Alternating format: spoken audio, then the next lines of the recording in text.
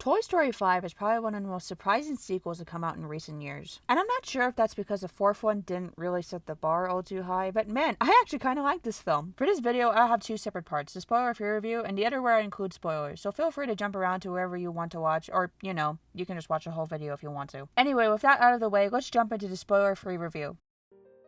As you can probably tell from the title, I wasn't expecting this film to be as good as it was, and that's coming from someone who, while absolutely loved the original three movies, really didn't like the fourth one. While I was watching the trailers, I was a little optimistic, but there was still a part of me that was just thinking, man, this is really going to suck, isn't it? But I'm very happy to say that didn't happen. One thing I especially loved about this film are the characters. The vast majority of them were very well developed and written. Jessie, for instance, was an excellent and brilliant protagonist. I was a little worried about how the writers were going to approach her character, but man, they really just hit it right out of the park. Woody and Buzz were alright. Again, I really don't like how Toy Story 4 concluded Woody's story, which definitely overshadowed how I saw him in this film. Buzz was cool though. I liked how he wasn't as dumb as he was in the fourth movie, but I think I would have preferred if he took more initiative in the story. For the new characters, Lily was very good. She kind of reminded me of Forky in a weird way, but done so much better. She was a great antagonist and really helped in shaping this film's themes and messages. Smarty Pants was pretty nice too. I really liked how he interacted with Jessie and how he worked as a comedic relief. And speaking of which, Toy Story 5 has some pretty funny moments that,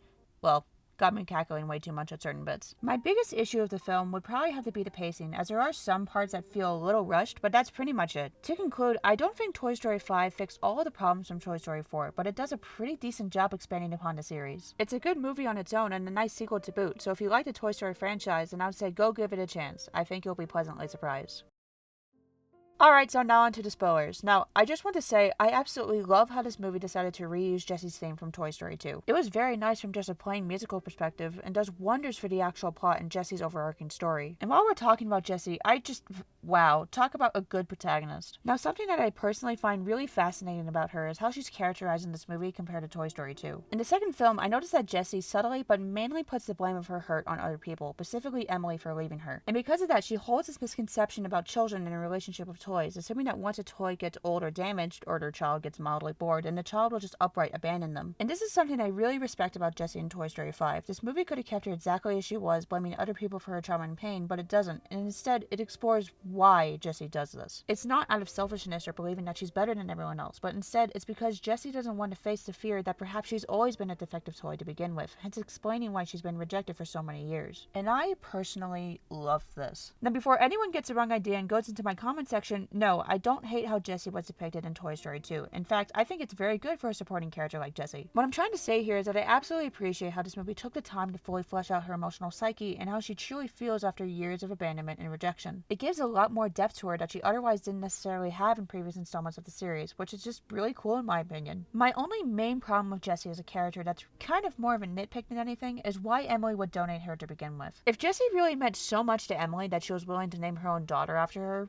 why would you just up and leave her on the side of the road? I guess it's possible that maybe Emily wasn't thinking clearly when she donated Jessie and has since changed her mind about her, but if that's the case, I think it would have been neat if we saw or had that hinted to us in the movie. Buzz and Woody I had a bit more mixed opinions on. First off, whoever decided to not make Buzz the same bumbling idiot he was in the fourth movie needs a massive applause. And granted, he's still not amazing, he definitely had his moments that felt very out of character for him, but overall, I thought he was pretty okay. I really would have preferred if he drove the plot more and was slightly more intelligent, but genuinely speaking, great improvement, guys. Woody, on the other hand, it really pains me to say this, felt a little unnecessary. There are many times in this film where it feels like it genuinely would have been better if it was just Buzz going out to rescue Jessie instead of him and Woody pairing up together. And I think it only makes it worse when you factor in Toy Story 4's ending. That movie absolutely butchered his character in one of the most destructive ways I think I've ever seen, and it honestly makes watching Woody in this film feel like a nuisance. For those who don't remember, Woody ends his character in the fourth movie essentially believing that it's okay to leave your kid even if they seem just mildly disinterested in you. And he does this by choosing to live with a woman he's never seen in 10 years who's also just kind of a prick and extremely unlikable, but that's a video for another day, over his own flipping child. So if that, you can see how irritating it gets whenever Woody is lecturing or supporting the idea that you should always stick with your kid, or you matter to your child in ways you can never imagine, when he didn't even bother to consider those words in the fourth movie!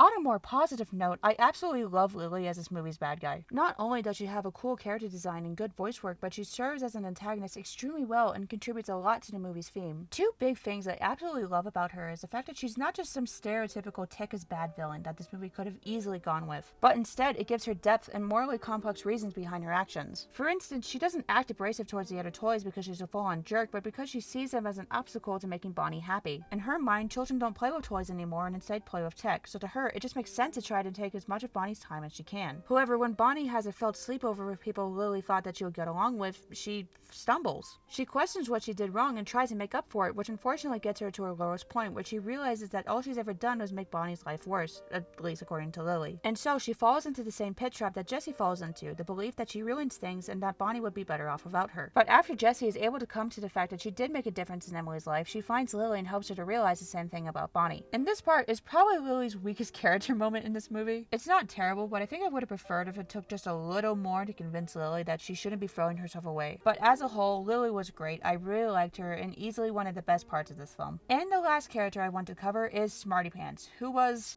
a little bit of a letdown. I mean, he started off very well, but throughout the movie, I was expecting it to cover his backstory or relationship with Blaze, but that never really happened. We're given hints that were interesting, like Smarty experiencing what it's actually like to be played with by a child, but we weren't provided with much, which felt especially odd if the movie was trying to get Jessie to relate to him more and making their friendship feel more fleshed out. But he's still a really funny character. He and the other two rejected toys were pretty fun and charming, which brought a lot of life to Blaze's home and the toys that inhabited it. And now with the characters out of the way, there's one final thing I want to highlight, which is, did the ending feel a little rushed to anyone? Smarty Pants felt like he forgave Jessie way too quickly after she blew up at him, which, you know, great for him, but at the same time seemed a little unrealistic considering his personality. And I already talked about this, but it seems like Lily's redemption arc was wrapped up a little too suddenly. In my opinion, it would have been cool if Jessie and Lily had more of a heart-to-heart, especially considering how much the two of them have in common, instead of Jessie giving her some encouraging words and a nice pat on the back. And that's mostly everything I wanted to say about this movie. Like I said in the beginning, this was a very surprising film. At best, I thought this would be a mindless slogfest of cameos and funny references, or at worst, a movie somehow even more destructive than Toy Story 4. But it appears as if I misjudged Pixar this time around, and I couldn't be more glad to know that I was wrong about this movie. So if you haven't seen this film, then I'll go ahead and recommend it. And if you have already seen it, then let me know what you thought of it in the comments. And as always, thank you so